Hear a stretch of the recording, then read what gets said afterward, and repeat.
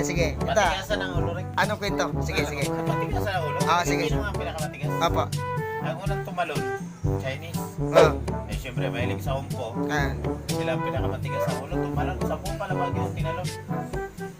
Pagdating doon ng ulo. Pangalawa, Koreano. Syempre, may alam din yun eh. Apo. Pagtalo ng Koreano, basag pa rin ang ulo. Ay, syempre, kalsada nga eh. 10 palabag na Pilipinas tinatalunan. Pangatlo kay Amerikano.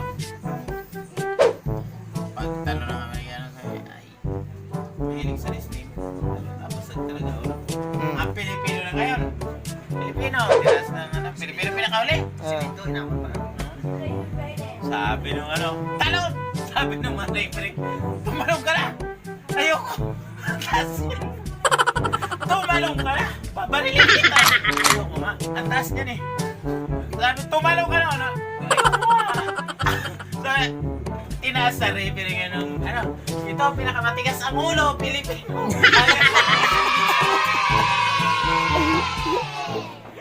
Ayaw sumunod sa utos. Tayo na, pinakamatigas ang ulo. Panalo. Lahat ang natusan pagsabi, talon agad. Basag ang ulo. Siyempre, punta tayo sa bahay, ginom tayo. Pumunta yung kumpare. Sabi ng kumpare niya,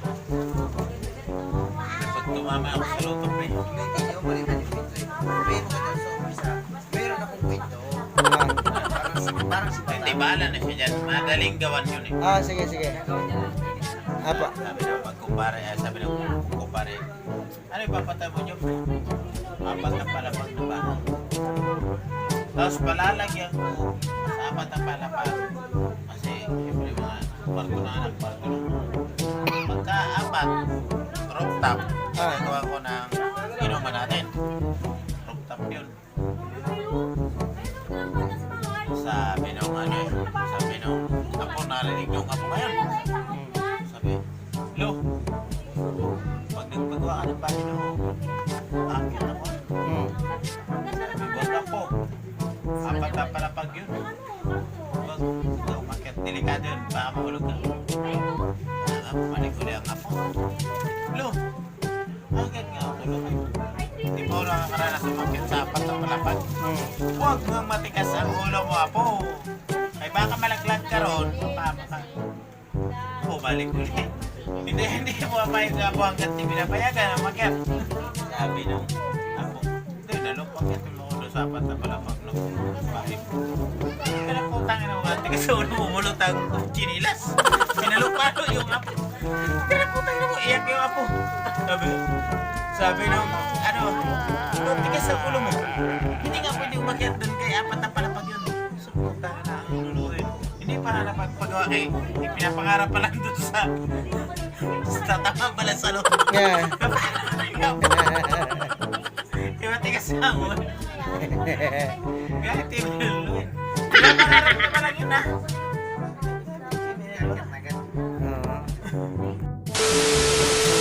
Ulo, Pilipino. Yung pala nanalo. Ngayon, wala na. Mamaya. Kwento rin sa mag-ina na sagasaan dyan sa pag-sukat. Ay, ikaw, malulungkot ka talaga. Kita mo masagas sa mag-ina. Pagdaan namin. Sakto talaga na sagasaan ang traffic mag-ina. Umatawid. Tatlo yun. Dalawang anak. Yung isang anak, dinon sa spot. Pati nanay. Pero yung anak nakapagsalita pa.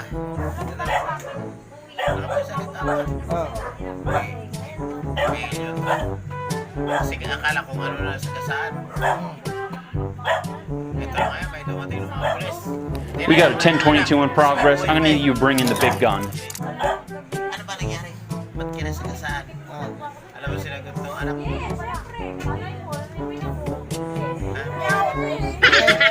Ano sabay nyo nasagasaan? Pusa. Ah. Dalawang anak tumawid bigla. Oh. Tumawid bigla. Tumawid bigla. Tapos nasagasala. Truck pa yung dumaan. Grabe. Nasagasala.